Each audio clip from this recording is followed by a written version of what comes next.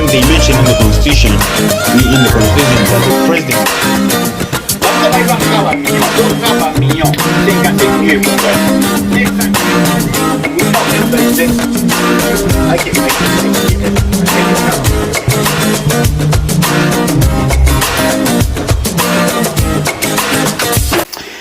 Hello ladies and gentlemen, welcome to this new special segment of Face to Face. Special because we are discussing today the independence of Congo, since it is now 6 years since Congo gained its independence. Now to talk about independence, we have to talk about colonization, but we're also going to talk about a pre-colonial Congo and post-independence. And with that, I have with me the pertinent Yves Maele. Yves, welcome again to Congo into TV. Yeah, thank you very much, Mr. Vital. It's always my pleasure to be on the show. Nice. It's nice to see you again. How are you doing? I'm doing very good. Yes. Great. Now, if Congo is now, we can say, 60 years old, now, to talk about independence, you have to talk about colonization. Yes. But Congo also has an history that started before that. Yes. So, how would you give a brief or short story about the pre-colonial Congo? Say. Yes. Thank you very much, Mr. Vital, for asking the question. Mm-hmm. It's always good to to talk about the pre-colonial Congo, and or it's always good to cherish our history and to know the history, what really happened in our past Congo. It's really necessary. Yes, it is. So, by talking about the pre-colonial Congo, we're gonna start by talking about when the first European came to Congo. Mm-hmm. We all know that the first European to come in Congo were the Portuguese. So when the Portuguese came to Congo, the king that was ruling the country, or the empire or the kingdom, was the king Nzinga. I like that name. Yeah, it's a funny name, eh? I like it. So when Nzinga was ruling the country, most of historians, or if you really follow the history, they be saying that Nzinga and the European, they didn't have any trouble at all. So they did a very good trade. The king Nzinga and the European, they did a very good trade. So, but again, if you look when the king Nzinga passed away, and then his son succeeded him or took the power, which goes by the name of Nzinga. So when he took the power, the Europeans started showing their real intention that brought him to Africa in Congo. Yeah. By taking his people, selling them, taking them as slaves, sending them to the Atlantic slave trade. Mm-hmm.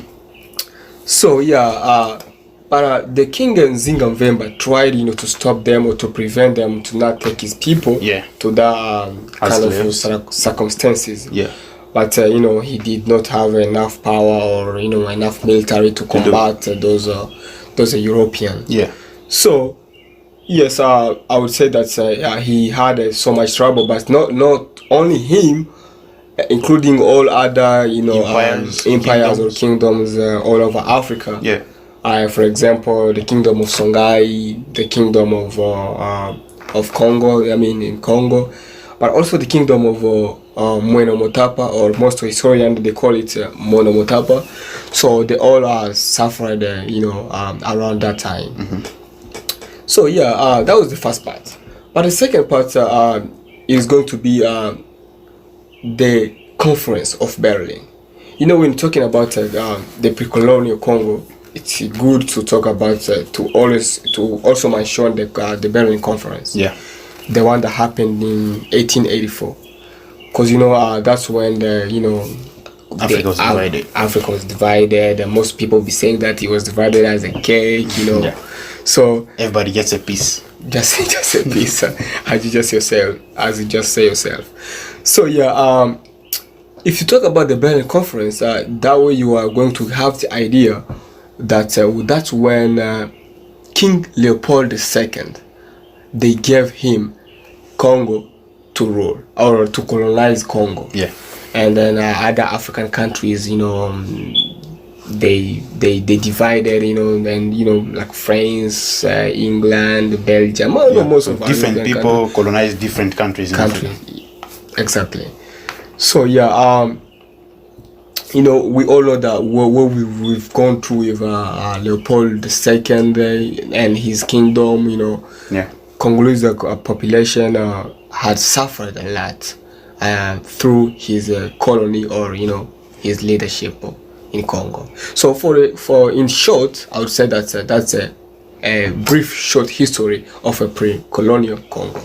Now, one thing, you know, I always wonder why King Leopold II, his story in Congo is not always talked about, you know, the way he's supposed to. I think. Yes. Don't you think he's also supposed to also be mentioned? I mean, just for the sake of history, he you know, some people talk about 15 million having been killed by him. Some people talk about even more than that. Some people talk about near 30 million people killed by him while he was in Congo. You know, don't you think that's, you know, maybe something they need to fix in the history? Because people talk about Hitler, but some people think this Leopold II killed even more than Hitler. Don't you think this is something maybe they need to fix in the history? Yes, absolutely. That's a very good question. You know, as I told you, you know, it's really good to know our history and to cherish our history. Yeah. Because if we really know our history, we are the one that are going to tell, you know, other people, our kids, the next generation. But if other people knows our history, they will lie about our history. You know, they will educate the history according to their interest. But if we know the history by ourselves, we can say, you know, the way it's supposed to be said. Yeah, absolutely. Yes. So for that, I would say that King Leopold II. We all know that he really done some very bad stuff, you know, while ruling Congo as a colony. He used to amputate people's hands and legs whenever they didn't, you know, collect enough rubber when they sent them to do the work. Absolutely. It's only that he even took the natural resources, and you know, I understand. There's a lot of stuff that King Leopold II have done to our country. You can say that. Sure. Now, when Belgium as a kingdom took over Congo in 1908, yes, the goal seemed or was supposed to be to, you know, save the Congolese people from the atrocities that, you know, King Leopold II has put on them, had done in the Congo, but they kept doing the same thing, right? Yes, really? Absolutely. They kept doing the same thing. You know, there was not a major difference between King Leopold II and his kingdom. I mean, King Leopold II ruled Congo from over like 30 years or 40 years, but he've never been in Congo. He was sending his own people. So there was not like a very big transition. You know, him giving power to his kingdom. He was the one in control.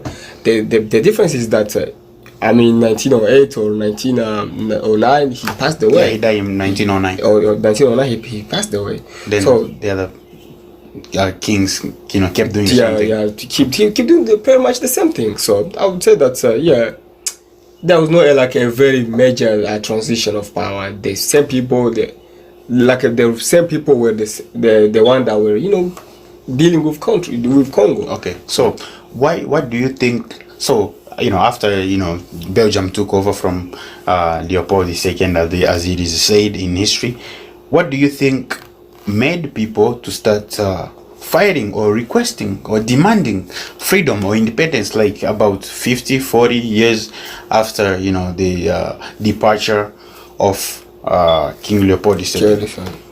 Yes, I mean, during 1940s or 1950s, that's when in Congo we started of having, you know, educated people, or even the majority of Congolese population, they start of, you know, getting tired of, you know, colonism. So by that point they come of this idea of, you know, creating, you know, political parties, even though there were multiple political parties. Yeah.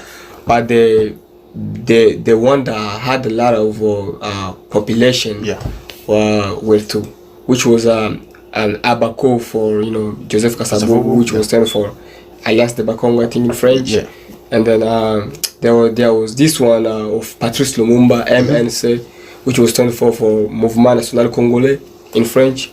So those are the ones that were stronger than the other ones.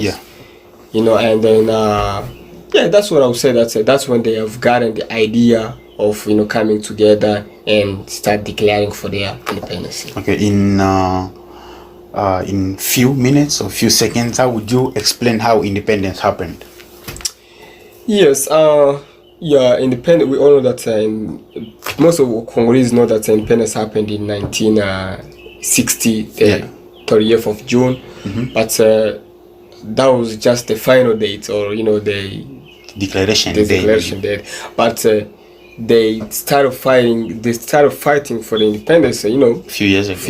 From that date, yes. So in 1950s, like 1955, 56, 50s, 57 and up, Patrice Lumumba and Joseph Kasavubu, they did a unification of their parties, of Abaco and MNC. They knew that if they come together, they will be stronger, and then from them to be stronger, maybe they will convince Belgium, government or Belgium kingdom to give them their independence, and it really helped for them to come together. It helped them because like they say, just not in there, but just like they say, unit makes power. So when you're together, you are more powerful. Absolutely, yes. Yes, because as you can say, when they came together, they even end up by having an invitation from the king that was ruling Belgium at the time. I think it was King Baudouin. He invited them, and in Brussels or Bruxelles, they conference. They have a conference which was called the Table Ronde in French, or round table. So they went there, and other Congolese leaders, or other Congolese intellectuals, or delegates. So they went there, and then they declared their independence. Surprisingly, there was a Belgian diplomat who was there trying to convince Congolese delegates, to gain the independence from Belgium, but at the same time, Belgium would be there to advise them, or to really organize them. In short, to supervise them still, right? To supervise them, yes. In short, the Belgium to still be involved with Congolese, leadership and everything. But those delegates from Congo, which was Patrice Lumumba and Joseph Kasavubu and other more, there was a lot of delegates that they attended the conference. The conference, yes. So they denied and everything, but they really convinced the Belgium government, and they came to Congo. By the Belgian government gave them a date, saying that June 30th, 1960, they will give their independence to Congo. Yes, in short, I would say that that's what happened during that time. Okay, now two of the great men that some Congolese consider as heroes of our independence, or heroes of Congo, are Joseph Kasavubu and Patrice Emery Lumumba. Yes. Because they are one of the names that we hear a lot in the fight for independence. Now, those two people, after gaining independence, after the election, they did the elections. Patrice Joseph Kasavubu won the election. Joseph Kasavubu is the president, and then Lumumba is the prime minister. The prime minister, yes. And then, why do you think those two people were not able to work together after getting the independence? Or do you think were not able to work together and went through all these crises that happened after? Yes, that's a very good question. First of all, I would say that they had some interference from Belgium government, but at the second time, before the unification of their parties, Joseph Kasavubu political party, if you look on the name Abaco, The alliance of Congo. Yeah, alliance of Congo. One tribe only. One tribe, so he was fighting for the interest of only Bakongo tribe, which is his tribe. Which is his tribe. But if you look at Emery Patrice Lumumba political party MNC, which was stand for Mouvement National Congolais. So that means Congolese National Movement. National Movement. He fought for all Congolese in general. Yeah. So I mean, from my own point of view, I would say that they had a pretty much a different interest in politics, or pretty much a different vision. But the main point, or the main purpose, was the interference of those Belgium. So they were instrumentalizing them. Pretty much, I would say that's what happened. Okay, now, first of Congo also was facing, economic crisis. They were having trouble, maintaining their economy, because when you give you a country, you've never been a president before, you've never been, so you've never done, you've never maintained or supervised or any political. Yeah, you've never been responsible of those responsibilities, and then you're given those responsibilities. It should be hard to figure out what to do and to maintain the things. Yes. So Congo is into the economic crisis.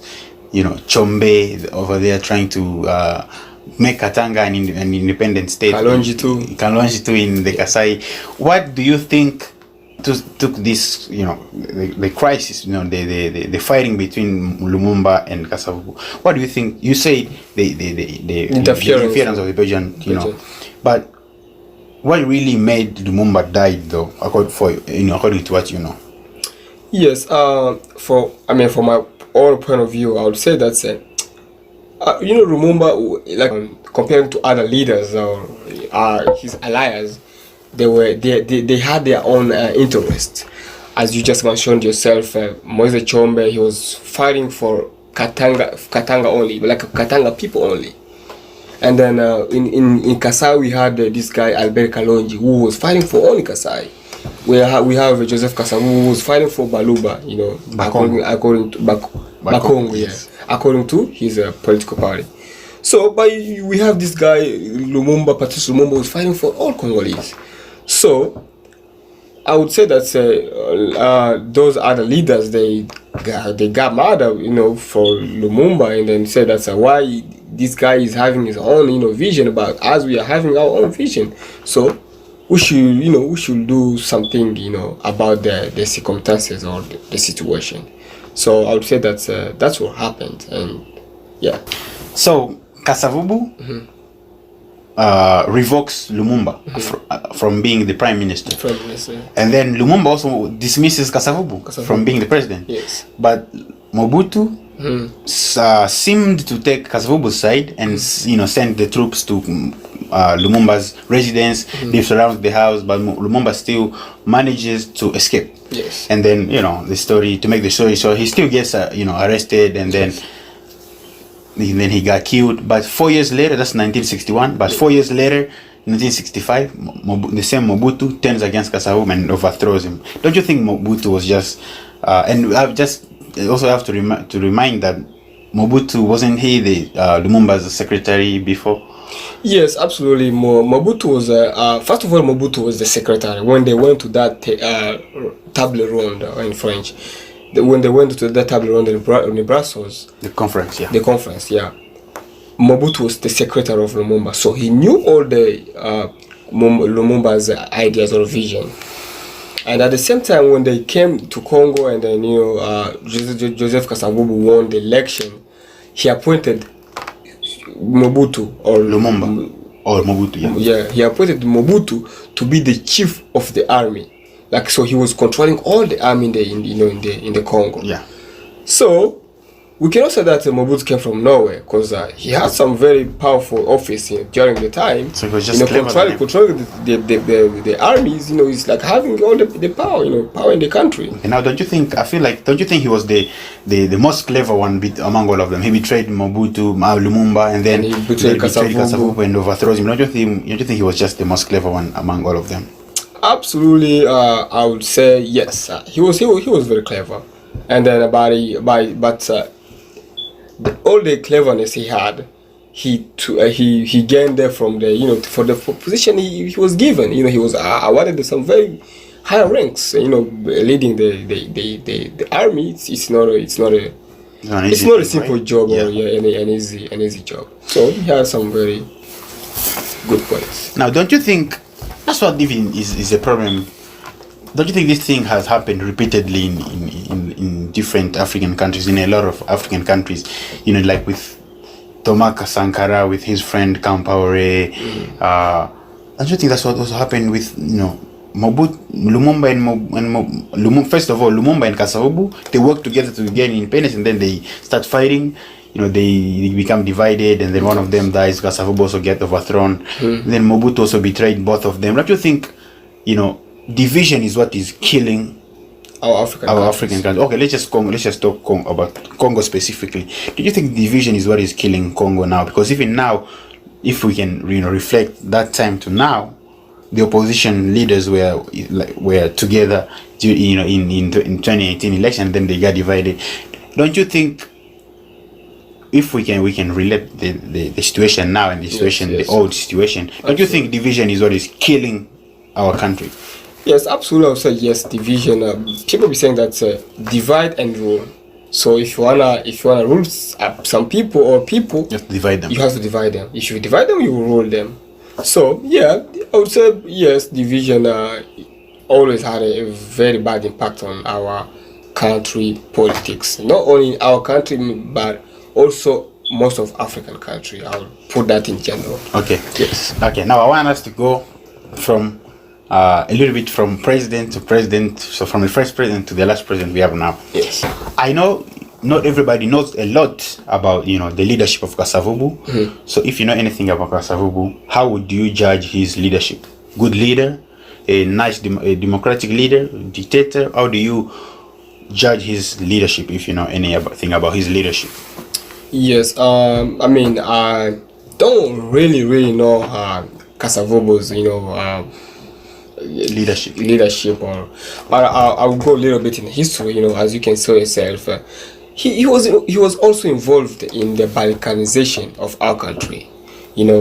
As I told you previously, that he was fighting. His real vision was to fight for his own tribe, which was Bakongo. But don't you think it was just the name of the party? It was just the name of the party, but had an impact.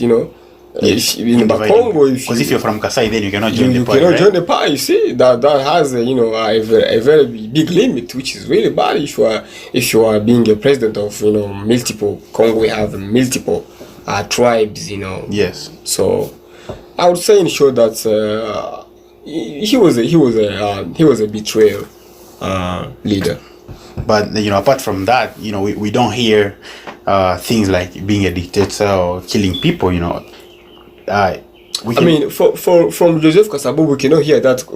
As you can tell us, he didn't rule that much time, so people could tell that. So it's really only 5 years. Yeah, he ruled. I think it's only 4 years. He ruled 4 years. 1960 to 1965. Yes, pretty much 4 years. I would say that. So yeah. So Mobutu, the second president, rules for 32 years. Yes. First overthrows Kasavubu, and then rules for 32 years before he was chased or overthrown by Laurent Désiré Kabila. Yes. Les soldats du peuple, how they call him. The people's soldier. People's soldier. How do you judge Mobutu's leadership?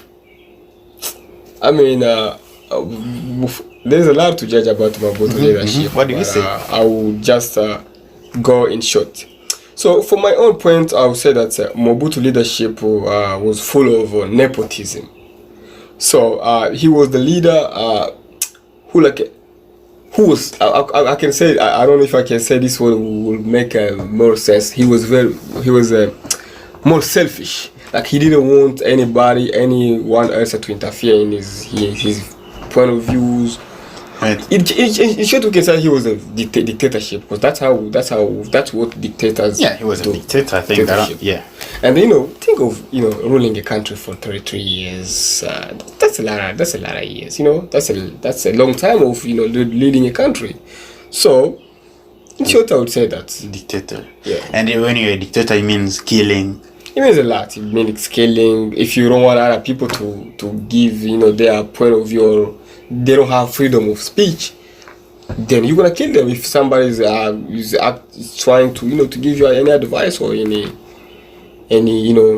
decision, You're gonna try and put them away, shut them down. Yeah, absolutely, pretty much like that. Okay, so that's Mobutu. I think everybody sees him as a big dictator. I mean, ruling out for 2 years is not an easy thing. Yes. But now Mobutu was a great leader. He was somebody who a lot of people feared.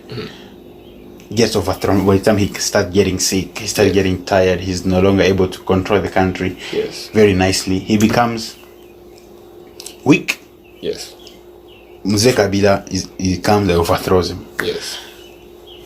How do you judge? Now, because we are judging them right now. How do you judge Mzee Laurent Desire Kabila's leadership? Weak, dictator, nice guy.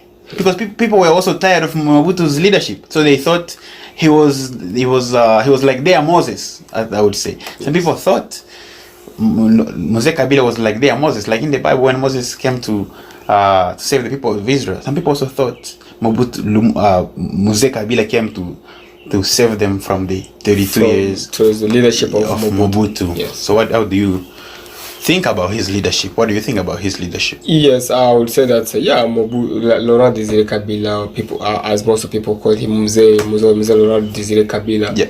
Yes, I will argue with his point. The thing he did by overthrowing Mobutu out of power. That was a long time to lead in a country of 33 years. It's a lot of years. So it's probably good to overthrow him. Yeah, it was probably, for some reason, it was probably good.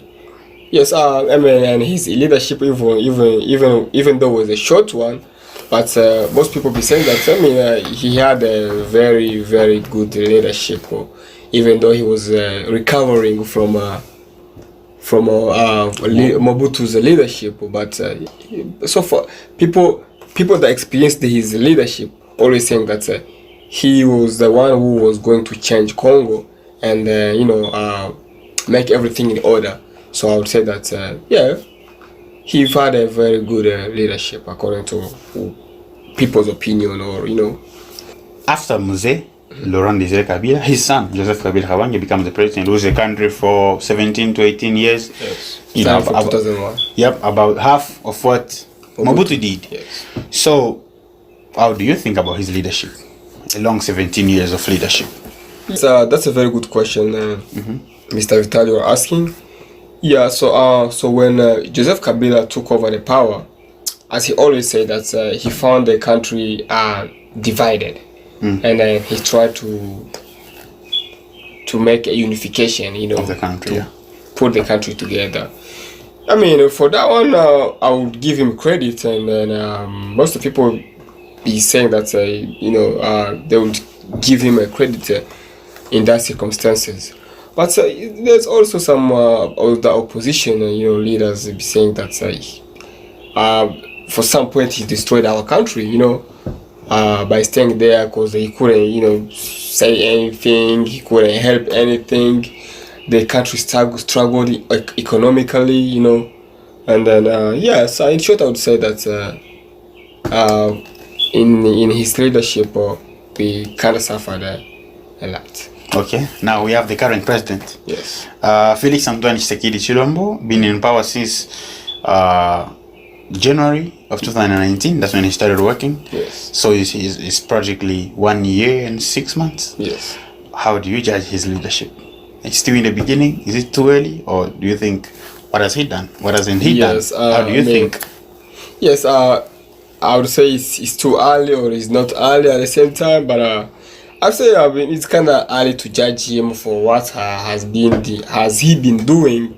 But previously he's made so many people happy with his leadership, by putting people that most of population was not expecting to be jailed, or to be judged for their wrongdoing. Restructuring the justice system. Yes. For the justice, I think he's doing better. So far I would say yes, he's doing better. So let's not anticipate for what is he gonna be doing. Should give him a chance. Let's try to give him a chance, as you just said. Okay, now here's this question. Congo independent, as we say, Congo is independent, but economically Congo is dependent. Congo is not independent economically. Congo they import almost everything from other. Wow, Congo is very rich in Congo has everything, but still imports everything. What do you think? Is it the weak management of our resources, or the weak management of all these natural resources? I just want to say, like, absolutely, we have lakes and stuff, but we import fish. We have all this nice and fertile soil, a rich soil to grow stuff, but we still import food. So there's a lot of things that we have, yes, that we can work on and produce, but we still import stuff. What do you think the problem is? Yeah, absolutely. That's a very, very good question. Yes, if you talk about that, it's not only in Congo. That question does not regard only Congo. Yeah. Most of African countries, or countries in the region, they always face that kind of problem. Yeah, Africa, especially in the Congo, most of people are corrupt. I would say corruption is the one that's always poor government in a bad situation. Because if you are we end the corruption, I am pretty sure that our government will become good economically, will become good, in everything, pretty much in everything. You're gonna be stable, yeah? Yeah, you're gonna be, the stabilization is going to be good. So yeah, I would say that that question regards most of African countries, including Congo.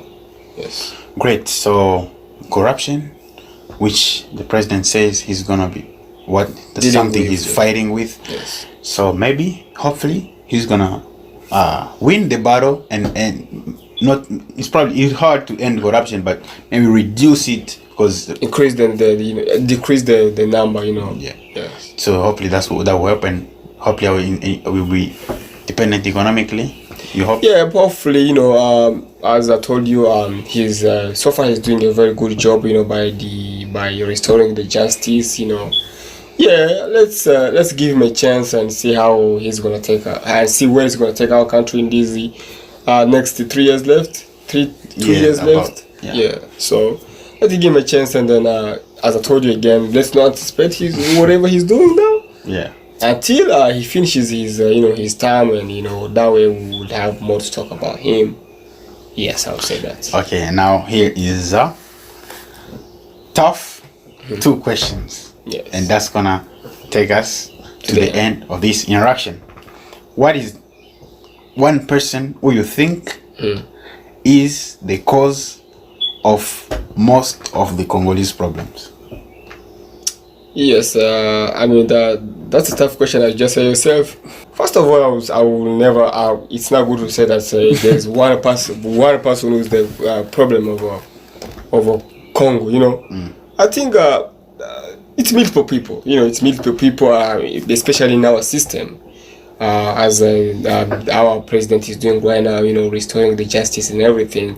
So I'm sure that those people, we will find them out sooner, and then we will know who is really the one who's putting our country into trouble. Okay. Yeah. Who is one person that you think has done so much for Congo to be where it is now? So much good things. Again, I would say, even the leader that I'm going to mention right now, he's not lead the country for that long. But if people would going to give him so much chance or so much time, I think he was going to make the very big impact for the change in our country. So for me, I would say it's most of even Congolese would say it was Lumumba, Emery Patrice Lumumba. But again, your question is asking who was the person who made a very big change from Congo we have today. It's not only one person. Multiple people, they contribute to their vision, ideas. together as Congolese, as a nation. Yes, absolutely, yes, yeah. Okay. Thank you very much, Eve. Thank you very much, Mr. Vital. Great. This is the end of this introduction, ladies and gentlemen. May God be with us. May God protect us. Remember, we are still together.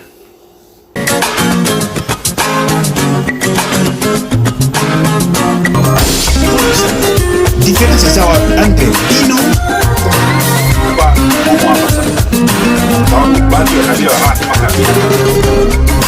here when they mention in the constitution that the president